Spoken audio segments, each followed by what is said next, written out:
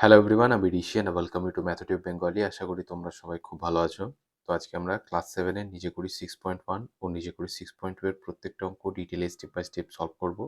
তো চলো আজকের ক্লাসটা শুরু করা যাক।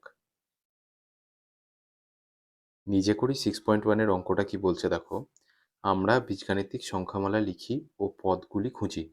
ঠিক আছে? তাহলে এখানে কিছু বীজগাণিতিক সংখ্যামালা দেওয়া আছে। এই সংখ্যামালাগুলোর পদগুলো আমাদেরকে খুঁজে বের করতে হবে।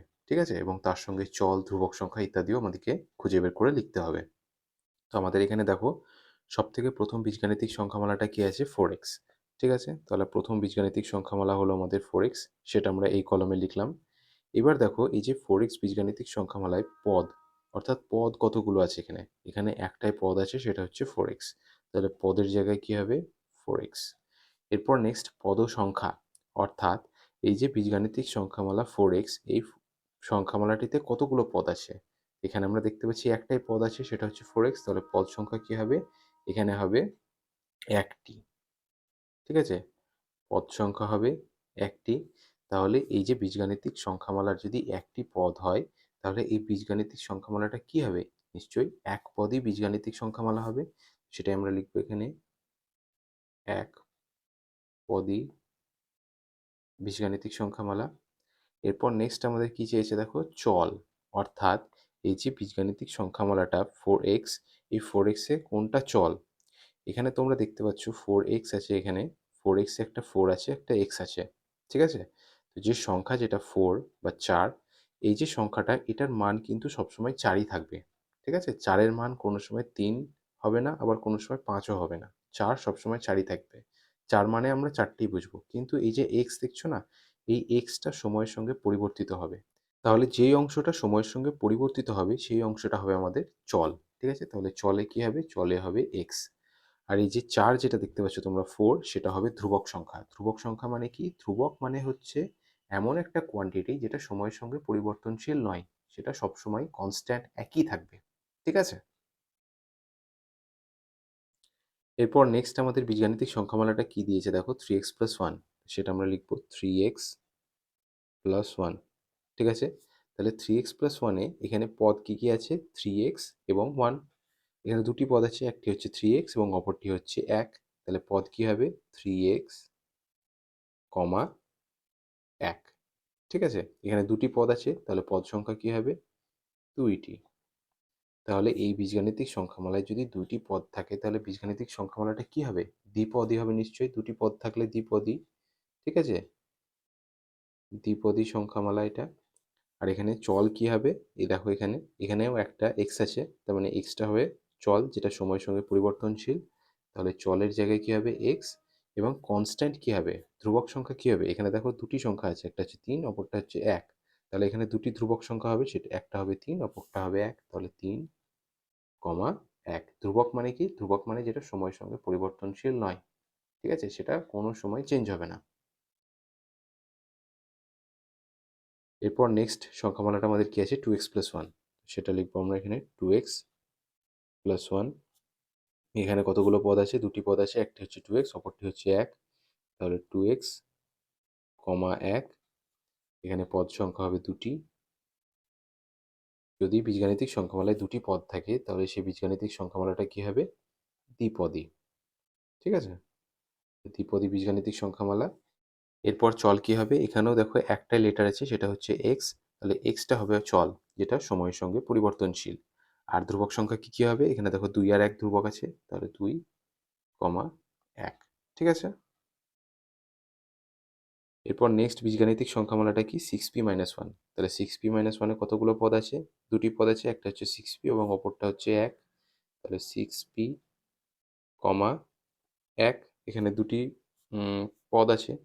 এরপর নেক্সট পদ সংখ্যা কি হবে? দুটি পদ থাকলে পদ সংখ্যা হবে দুটি। আর এখানে বীজগাণিতিক সংখ্যামালার প্রকারভেদটা কি হবে? এখানে যেহেতু দুটি পদ আছে, সেই জন্য কি হবে? দ্বিপদী। ঠিক আছে? এখানে চল কি হবে? এখানে দেখো p আছে, তাহলে p যে লেটারটা, সেই লেটারটা হচ্ছে সময়ের সঙ্গে পরিবর্তনশীল, তাহলে চল হবে p। আর কনস্ট্যান্ট বা ধ্রুবক কি হবে? 6 এবং 1। 6, 1, এটাই হবে কনস্ট্যান্ট। এরপর নেক্সট আমাদের বীজগাণিতিক সংখ্যামালা কী আছে 3y+6, তাহলে 3y+6, এখানে পদ সংখ্যা কতগুলো? দুটি, সেটি কি 3y এবং 6, তাহলে 3y, 6 হচ্ছে পদ সংখ্যা কি দুটি, যেহেতু দুটি পদ আছে সেই জন্য দুটো। আর এখানে বীজগাণিতিক সংখ্যামালার প্রকারভেদ কী হবে? এখানেও দ্বিপদী, যেহেতু দুটি পদ।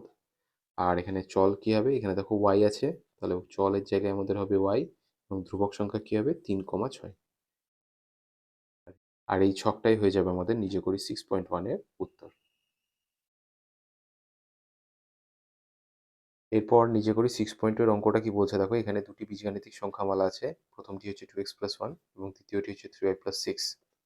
এই বীজগাণিতিক সংখ্যামালা দুটি গাছের মতো চিত্র এঁকে পদ ও উৎপাদকগুলি দেখায়। ঠিক আছে, তাহলে প্রথমে আমরা যে বীজগাণিতিক সংখ্যামালাটা দিয়েছি সেটা লিখে নেব, সেটা কি 2x+1। ঠিক আছে, তাহলে এই যে বীজগাণিতিক সংখ্যামালাটা আছে, এই বীজগাণিতিক সংখ্যামালার চিত্র এঁকে পদ ও উৎপাদকগুলো দেখাতে গেলে আমাদের কি করতে হবে? এই সংখ্যামালাটা থেকে দুটো এক্সটেনশন বের করতে হবে। ঠিক আছে, তো দুটি শাখা বেরালো, এবার এই শাখা দুটোতে আমরা কি করব? পদ দুটো আলাদা করে নেব, একদিকে হবে 2x এবং অপর দিকে হবে 1। ঠিক আছে, আমরা পদ দুটো আলাদা করে নিলাম। এবার এই যে 2x যেটা আছে, এই 2x এর কতগুলো উৎপাদক হবে সেটা আমাদেরকে বের করতে হবে। ঠিক আছে, সেটা করতে গেলে কি করতে হবে? এখানে আমরা 2x লিখবো রাফে, দিয়ে 2x দেখো 2 দ্বারা বিভাজ্য, তাহলে 2x কে যদি আমরা 2 দিয়ে ভাগ করি তাহলে কি পড়ে থাকে? এখানে x পড়ে থাকে। তাহলে 2x এর দুটি উৎপাদক পেলাম, একটি হচ্ছে 2 এবং অপরটি হচ্ছে x। আবার এই 2x কে যদি আমরা 1 দিয়ে ভাগ করি বা 2x দিয়ে ভাগ করি, ধরো যদি 2x কে আমরা 2x দিয়ে ভাগ করি তাহলে কত পড়ে থাকে? 1 পড়ে থাকে। তাহলে 2x এর আরও দুটো উৎপাদক পেলাম আমরা, 2x, 1। ঠিক আছে, তাহলে 2x এর মোট আমরা কতগুলো উৎপাদক পেলাম? 4টে পেলাম। সেগুলি কি 2, x, 2x, 1। তাহলে 2x থেকে আমরা কতগুলো এক্সটেনশন বের করব? 4টে এক্সটেনশন বের করব। ঠিক আছে, 2x থেকে আমরা 4টে এক্সটেনশন বের করব। প্রথমে হবে 2, তারপরে হবে x, তারপরে হবে 2x, তারপরে হবে 1। অর্থাৎ 2x এর যতগুলো উৎপাদক ততগুলো হাত বের করে আমরা কি প্রত্যেকটা হাতে একটা করে উৎপাদক লিখে দিলাম। ঠিক আছে, 2x কে প্রথমে 2 দিয়ে ভাগ করলাম, তাহলে 2 আর x দুটো উৎপাদক পেলাম। আবার 2x কে 2x দিয়ে ভাগ করলাম, তাহলে 2x আর 1 দুটো উৎপাদক পেয়ে গেলাম। তাহলে প্রত্যেকটা উৎপাদক আমরা এখানে এইভাবে লিখে নিলাম। আর এখানে দেখো অপর পদে কি আছে? 1 আছে, তাহলে 1 এর উৎপাদক কি হবে? শুধু 1 হবে, সেই জন্য আমি আর এখানে এই 1 এর উৎপাদকটা লিখছি না। আর এটাই হয়ে যাবে আমাদের নিচে করি 6 এর প্রথম প্রশ্নের উত্তর। এরপর 2 নম্বর সংখ্যামালাটা আমাদের কি দিয়েছে দেখো, 3y+6। তাহলে 2 নাম্বার দিয়ে আমরা এখানে সংখ্যামালাটা লিখবো 3y+6। তাহলে এক্ষেত্রেও কি করতে বলেছে? যে চিত্র এঁকে পদ ও উৎপাদকগুলো দেখায়।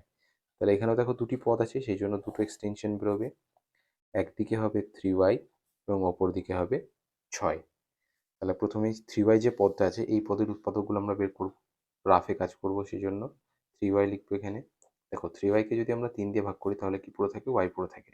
তাহলে 3y এর দুটো উৎপাদক পেলাম, 3, y, এই 3 আর ওই y। আবার ধরো 3y কে যদি আমরা 3y দিয়ে ভাগ করি তাহলে কি পড়ে থাকবে? 1 পড়ে থাকবে। তাহলে 3y এর এখানে কতগুলো উৎপাদক পেলাম?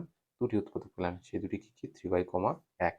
তাহলে 3y এর আমরা কতগুলো উৎপাদক পেলাম? মোট 4টি পেলাম, সেই 4টি কি 3, y, 3y, 1। তাহলে 3y থেকে 4টে এক্সটেনশন বা 4টে হাত বেরোবে, 1টা, 2টো, 3টে, 4টে। ঠিক আছে, প্রথম এক্সটেনশনের প্রথম উৎপাদক 3, তারপর উৎপাদক কি আছে? y, তারপরে উৎপাদক 3y, তারপরের উৎপাদক 1। তাহলে 3y এর আমরা মোট 4টি উৎপাদক পেলাম, সেই 4টি কি 3, y, 3y, 1। আর সেই 4টি উৎপাদক 4টে হাত বের করে আমরা এইভাবে লিখে দিলাম।